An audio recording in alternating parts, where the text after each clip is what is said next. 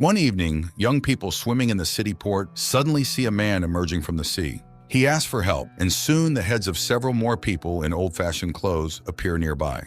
Detective Lars Holland arrives at the scene and is told by the rescued individuals that they belong to the community of Olaf the Fat. Lars finds a young man who knows Scandinavian languages, who then puzzledly informs him that the people pulled from the water speak in some old dialect. Lars plans to call in psychiatrists, but then TV reports from different parts of the planet come in. Everywhere, people from various periods of the past have started appearing out of the water. Scientists cannot provide any explanations. Several years pass. Norwegian society has changed significantly due to the continued arrival of people from other eras. Lars has divorced and shares custody of his daughter Ingrid with his ex-wife. Due to constant stress, he has started using a substance given to the newcomers for mental stabilization, temproxat, but he hides this from those around him.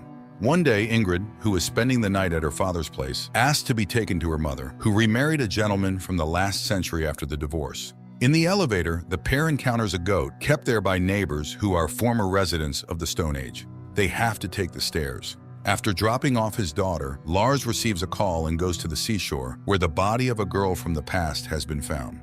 A colleague thinks it's an accident, but Lars can't draw any conclusions yet. That same morning, his department welcomes a new detective, a girl from the past named Alf Hilder, who has undergone training at the police academy. Lars examines the drowned woman with Stone Age tattoos and strange marks on her back. Experts determine that she was strangled. Lars assigns Alf Hilder as his partner and entrusts her to lead the murder investigation. The pair goes to question port police officers and find one of them, Jeppe, receiving an injection. The guy explains that he helped a newcomer out of the water over the weekend, and the newcomer scratched him, necessitating tetanus shots. After the conversation, the pair heads to the temporary center where all the newcomers are brought. There are quite a few people, and they all need to be taken care of, explained what happened to them, and given temproxat. The newcomers are shown a photo of the deceased, but no one recognizes her. Only one girl suddenly claims to have seen a monster with burning eyes, Hafgufa, coming for the deceased. In the evening, Lars returns home and visits a neighbor from the past who supplies him with drops.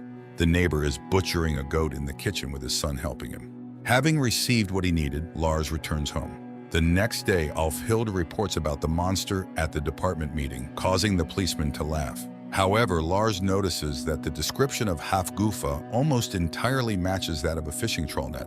Alf Hilder suddenly sees a photo of a man in a nearby cafe on social media and goes there. She finds him in the restroom and reminds him of a very unpleasant encounter with him 1,007 years ago. The man laughs at her, and Alf Hilder attacks him. Lars, who followed the woman, hears the screams from the restroom. The battered man escapes, not wanting to deal with the police. Lars accuses his partner of overstepping, and she then admits she knows the effects of temproxat well. So if he reports her, she won't keep silent either. Lars backs down and drives her to the trailer where she lives. From this point on, the partners find common ground. That same night, two men use a net to catch a young girl from the past in the bay. The action shifts to 1031 AD. The warrior maiden Alf Hilder arrives at a gathering of huts, searching for her commander, Thorir the dog, the killer of Olaf the Fat. A seer tells her that a red-haired girl was already looking for him, and Thorir himself is in a place where cities shine with thousands of lights. In the present, Lars saves his wild neighbor from bandit attacks and heads to the station. He tells Alf Hilder about his trawl net idea and asks her to look for those who purchase such nets. She finds a mention of a security agency called Magnon. Meanwhile, several wild-looking people are hunting in the suburban forest. A completely naked man catches a hare and heads to a house, revealing that Navin, a long-adapted modern-day caveman, is married to the mansion's owner. Later, two employees of the Magnons security agency come to him and inform him that the police are asking about the incident. He orders them to gather all the captured women from the brothels where they were sold. At the station, Alf Hilder learns about a woman detained by the police, who turns out to be her older sister. Despite their strained relationship, she helps Erd. Lars's neighbors come to thank him for saving their father. It turns out that their mother and wife were with them, but they lost her at sea. That evening, Alf Hilder and Erd celebrate their reunion and suddenly see a Cro-Magnon van stopping near a brothel. She photographs both workers and tells her colleagues the next morning about her suspicion of the security agency's involvement in human trafficking.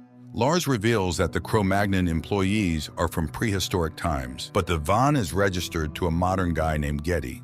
They start surveillance. The police find their ship and then the place where the women are held. They attack the guards, neutralize them, and take the women to the city. Jeppe, meeting them at the pier, expresses his admiration and asks Alfhilder out. She agrees. Lars notices one of the women has a tattoo similar to his neighbor's. Later, he interrogates Gady, but he denies everything. That same day, Lars asks his neighbor and son to come to the station. He brings the pair to the found woman, tearfully watching the family reunion.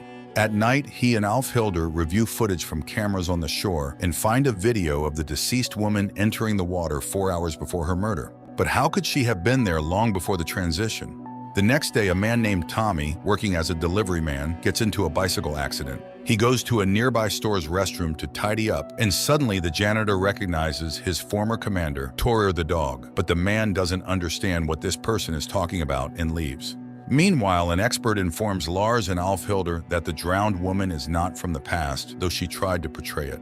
The detectives head to the center for those displaced from the past, and while they question the director, his employee Ada secretly copies the contents of their laptops. Later, the police decide to detain the nightclub director, who used the services of captive women, but he flatly refuses to talk about Navin's role in their business. After the interrogation, Alfhilder is about to put her gun in a storage locker and accidentally shoots Lars in the leg. Meanwhile, learns from a familiar Viking about his encounter with Torir the dog. Ingrid and her friend Maddie find Lars's temproxate, and Maddie secretly steals one vial. That same day, informs Alfhilder about Torir the dog. They find his address and learn that the man is married and has a young daughter. The warrior women track him down and go to his home, but the man doesn't recognize them as he has completely forgotten his past upon transitioning and doesn't remember the Old Norse language. The next morning, technicians confirm a weapon malfunction, and Alfhilder is cleared to continue her duties. She finds a man fitting the description named Navin, and the pair goes to his house, but he denies everything despite the evidence. After the police leave, Navin notices Ada spying on his house, who admits she knows the drowned woman and invites him to a meeting. Meanwhile, tries again to remind Torir of who he is, but the man drives off. The warrior woman notices that he's being followed and informs her sister. As they try to find out who is tracking their commander, he is attacked by followers of Olaf the Fat, whom he killed in the past. Under the influence of fear, Torir begins to recall fragments of his battles and fends off the attackers. Afterward, he approaches the warrior women and asks them to tell him about Torir the dog. Sometime later, a stylist comes to the police and reports that he did the drowned woman's tattoos and removed all signs of her modern origin. Additionally, a man named Navin was interested in her. During a hunt, a Cro-Magnon man dies, shot by a drone.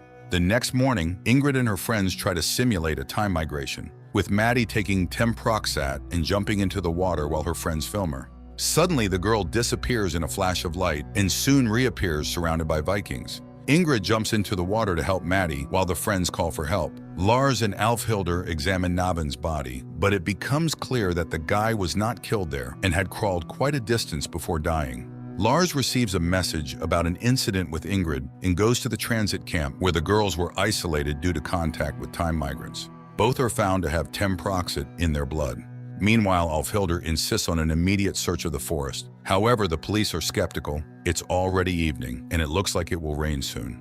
At the center, Maddie visits Ingrid and confesses that she is having visions. In the short time she was in the water, her teeth have deteriorated significantly. Denied immediate action by the police, Alfhilder turns to and her friends for help. The ancient hunters head to the forest. Ingrid confesses to her father that they used his temproxate. Meanwhile, in the forest, the old hunter finds the crime scene. The next morning, Alfhilder reports the search results and receives gratitude from her superiors. But who could have operated the drone? The detectives recall the Neo-Luddites who, after arriving in the future, began a fight against modern technology. Meanwhile, Alfhilder's adversary, Detective Vench, finds Urd's page and begins to suspect her involvement with the clan of warrior women, which threatens her job since warriors from the past are not allowed in the police or army.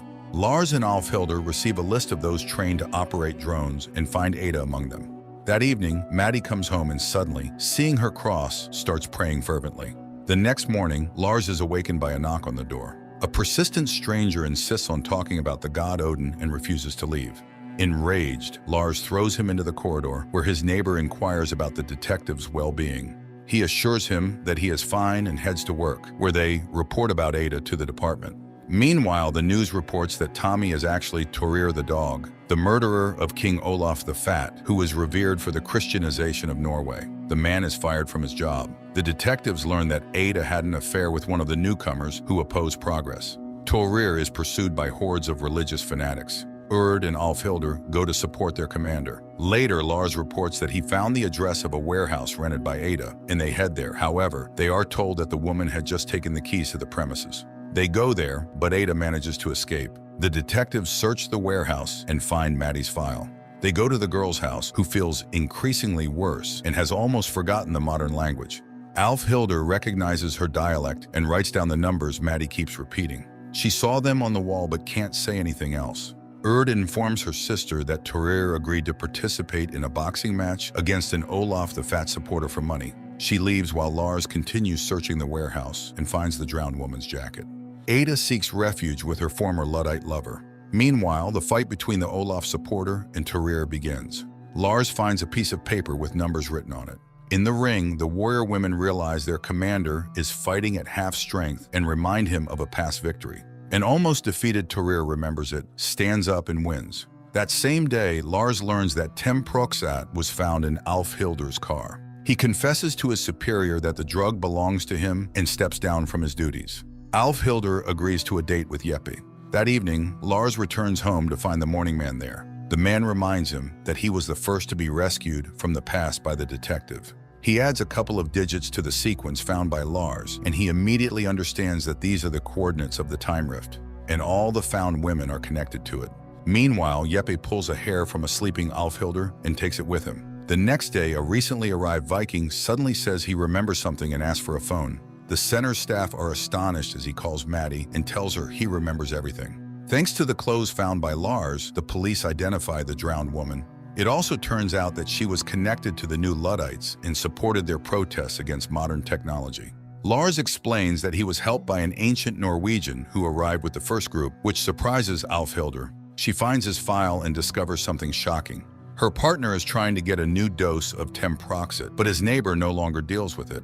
In the evening, Ingrid, Alfhilder, and his neighbor visit Lars's apartment. They are worried about him because that man from the past died 2 years ago. The neighbor filmed Lars arguing with thin air in the corridor. The detective has to acknowledge the obvious, his addiction. Later, Ingrid asks her father to calm down the port police, who are very interested in Maddie. Lars is surprised, finds the port police duty schedule, and discovers that neither Jeppe nor his partner were on duty the day the woman drowned. He tells Alfhilder, no one could have scratched Jeppe. So why was he getting shots? The woman reviews the intimate photos they exchanged and finds bite marks on his skin. The expert checks the drowned woman's teeth for blood and compares it with the biological material left inside Alfhilder. Both policemen are arrested for murder. Alfhilder is awarded for solving the case. However, Lars is still puzzled by the mystery of Maddie and the time rift and asked to continue the investigation. Meanwhile, Torir takes his daughter for a boat ride and, holding a life jacket, remembers something. Later, he gathers all his relatives and friends at the table to celebrate his relocation day.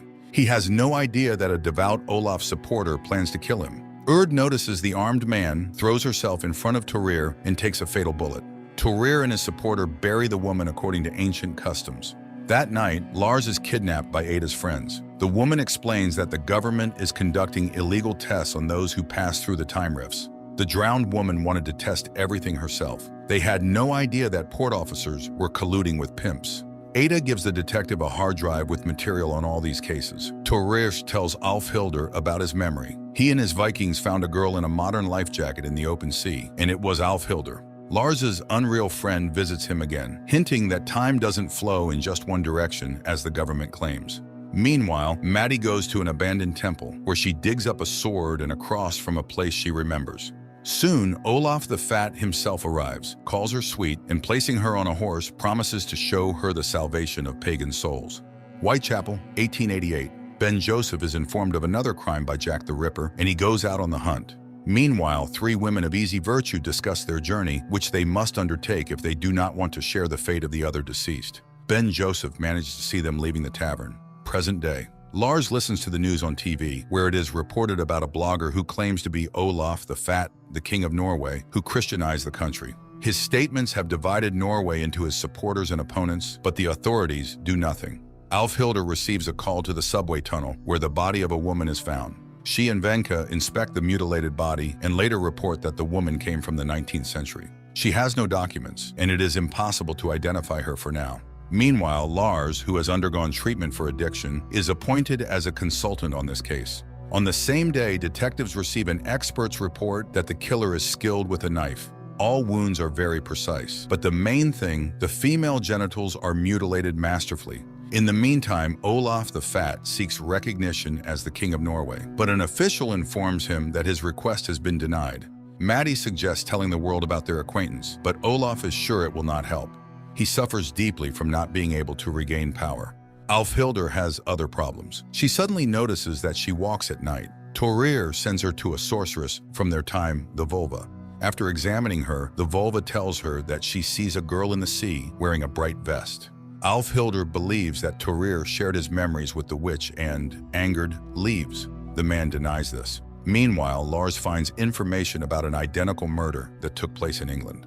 The police chief contacts the British police regarding a possible connection between the crimes. Olaf, seeing an ancient warrior's skull in a museum, realizes how to obtain evidence of his royal lineage, as he knows where his son, King Magnus, is buried. After the appeal, 2 Scotland Yard officers arrive in Oslo, one of whom turns out to be Ben Joseph from the past, who explains that there was an event a year ago. A man threatening with a knife escaped and remained unregistered. Later, a woman was found killed in a way familiar to Joseph, so he thinks that the Ripper, having traveled to the present, committed the murders. Joseph gives Lars a book describing all the known murders committed by the Ripper. The detective returns home and starts reading, but suddenly sees a light going out in the bay, which always happens during an event. And then a strange creature appears before him, stating that it is Odin. At this time, Ben Joseph asks a police officer to print some documents for him. Then he and his partner burn their police IDs. That night, Olaf receives the skull of his son, Magnus, which was stolen from Nidaros Cathedral. In the morning, a journalist from a central publication receives a letter containing a severed body part, causing her to faint. Lars compares the handwriting in the letter with the Ripper's messages and finds a clear similarity. Later, realizing that his psyche cannot cope, the detective again acquires banned substances and upon arriving home, meets Odin, who draws Lars's attention to the fact that the book given by Joseph was taken from a psychiatric hospital's library. In the morning, he asks his boss to call Scotland Yard, and they find out that no one from England was sent to Oslo.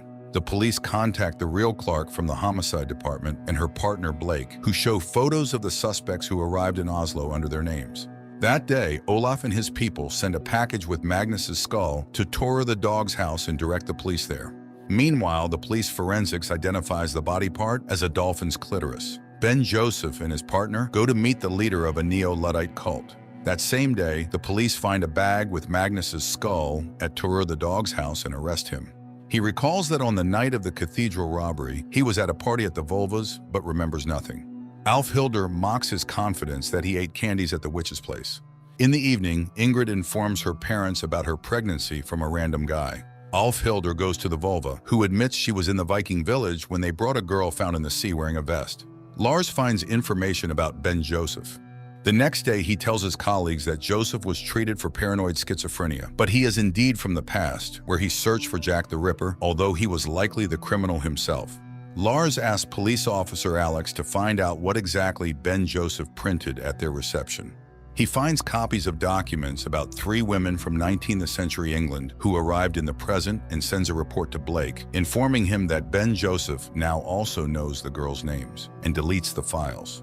That night, the Volva meets Olaf the Fat and informs him that her prophecy about a creature traveling through time was likely wrong and pertains not to Maddie, but to Alfhildur. Meanwhile, Alfhildur and Lars arrive in London. Agents Clark and Blake admit that Joseph was indeed in Oslo during the murder, and his nervous breakdown occurred after learning about the Holocaust and the death of all his descendants in a gas chamber. They know that Joseph and his partner are hiding with the Neo-Luddites, who use pigeon post for communication. To find their whereabouts, they need to locate the pigeon loft. That evening, Ingrid informs her boyfriend about the pregnancy, and he harshly forbids her from getting rid of the child. Meanwhile, Olaf and his lawyer demand a DNA comparison with the remains of Magnus. Lars and Alfhildur return to Norway, and discovering a pigeon loft on the roof of one of the buildings suggests tracking the bird's path with GPS. Soon they spot the pigeon sent by its owner. The police raid the Neo-Luddites' farm and arrest Ben Joseph and others. All the found documents are brought to the station, and among them, Detective Jorn finds a dossier on 3 women. But Alex calls them an unimportant clue and advises throwing them away. However, Jorn scans and saves them. The lawyer informs Olaf that his appeal has been accepted. Joseph agrees to talk only to Lars. That night, Odin advises Lars to use temproxate, which enhances his mental clarity. The next day, Thorir is released, but the charges are still not dropped. The man tells Alfhildur that he suspects Olaf in everything. At that time, Olaf addresses his followers, promising that God's plan will soon become evident and he will return to the throne. Meanwhile, Alfhildur, concerned about her sleepwalking, visits a clinic. Lars interrogates Joseph, who informs him that the book he gave contains answers to the dead girl's mysteries. At the same time, doctors are amazed at the results of Alfhildur's brain scan. Alex finds an elderly man on the metro station surveillance cameras, known in the UK as theoretical physicist John Roberts. He also turns out to be the author of a book on Jack the Ripper. That same day, John Roberts visits the fortune teller, who recently saw the 19th century woman, kills her, and takes her phone. Later, the police report that Ben Joseph is being sent back to his homeland, where he will be tried. Lars and Alfhildur unofficially interrogate the man, and he confidently confirms that John is Jack the Ripper. However, the scientist is a person from the present. Although everyone is convinced that time travel is impossible, it is not. For violating the rules, the partners are removed from the case and assigned to find the missing fortune teller. Later, Alfhildur visits a doctor who explains that the part of the brain resembling a seahorse, called the hippocampus, is enlarged in her. It is responsible for memory, time perception, and sleep.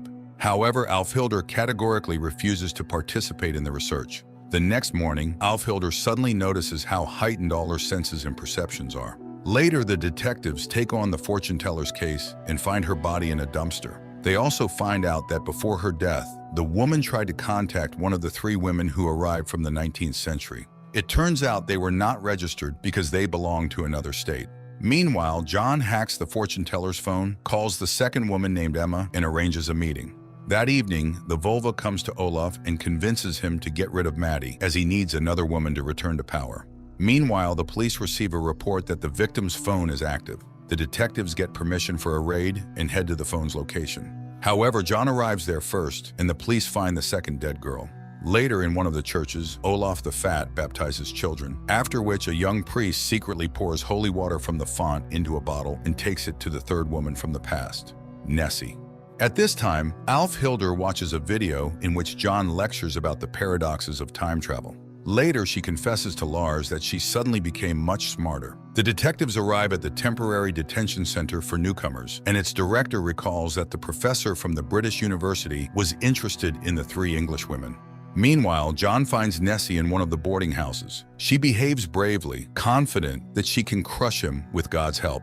At that moment, a priest enters the room and sprinkles John with holy water. The killer screams, covering his face, and falls dead. But just as the delighted couple rushes to hug each other, John gets up and laughs mockingly. He had just played a trick on them. Nessie pulls out a gun, but when she pulls the trigger, John ducks, and the bullet hits the priest right in the forehead. John takes the woman away with him. Oslo police reopen the case after Blake tells them about John Roberts, which surprises the partners since they had just tracked him down. Meanwhile, Olaf kicks Maddie out. Lars and Alfhildur conclude that someone from the station is leaking information to the English and suspect Alex. Additionally, Lars believes that Scotland Yard sent John through time as part of a secret operation and volunteers to present the evidence. Lars brings Alfhildur to his place, takes temproxate, and immediately sees Odin's image instead of his reflection. They sit at the computer with a hidden internet connection and find information about Project 19, aimed at sending English agents into the past. Later, they go to the priest's murder scene and learn about Nessie's abduction. On the same day, John calls the police and offers to exchange Nessie for Agent Blake. In the evening, Ingrid tells her parents that she decided to keep the baby. Olaf arrives at his namesake church when the news reports that illegal substances were found in his house. He is excommunicated from the church. Enraged, Olaf realizes that Maddie turned him in to the police, and together with the Volva, sets out to find Alfhildur. Meanwhile, the police begin the exchange operation. Blake goes to the metro station designated by John as the meeting place. Alfhildur and Lars lose sight of the Englishman and follow him against orders. Blake receives a call from John, who instructs him to go into the tunnel. The men meet as old acquaintances. John admits that the girl is already dead. He killed because the 3 women saw him in the past and could reveal the project. Back in England, he was just testing the time travel device and cut them to cover his tracks. After explaining his actions, John kills Blake.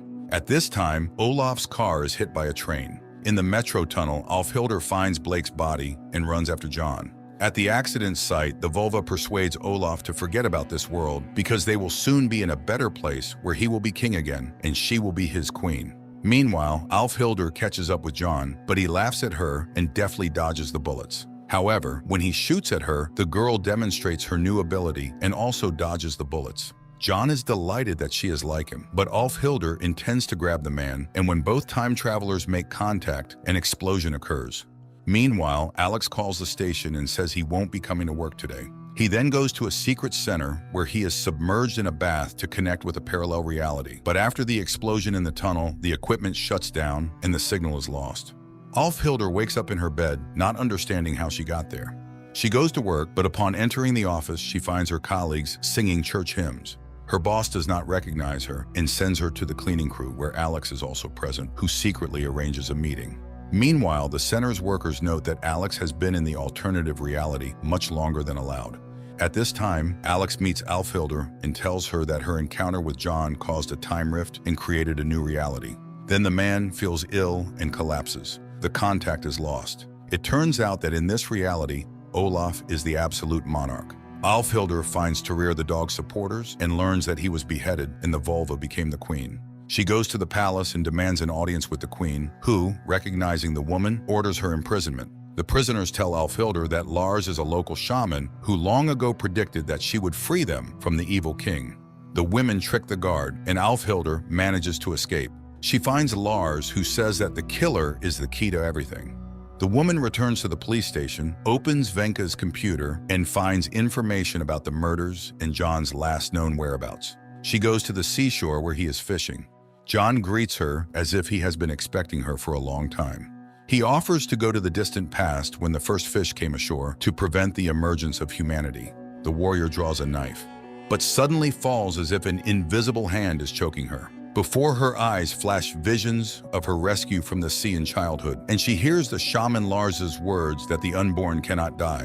The vulva cries upon learning of Alfhilder's escape. She, however, manages to stab John, thus closing the time rift. Everything returns to its place. Lars finds Alfhilder's body in the tunnel, and later she wakes up in the hospital. Her partner tells her that, according to the official version, John died in the metro, and there is no mention of Project 19 Inches in the reports. Alex suffered a stroke. Olaf was severely injured, and the vulva died. Alfhilder tells Lars about how she was found in the past in a modern vest. Later, Ingrid goes for an ultrasound. Alfhilder examines the evidence from Olaf's car crash and finds the stolen crucifix pendant, remembering that little vulva took it. Meanwhile, Alex is informed that, according to the test results, Alfhilder is 25% related to Lars. She is experiencing a memory of how Ingrid, at 4 years old, gave her the cross.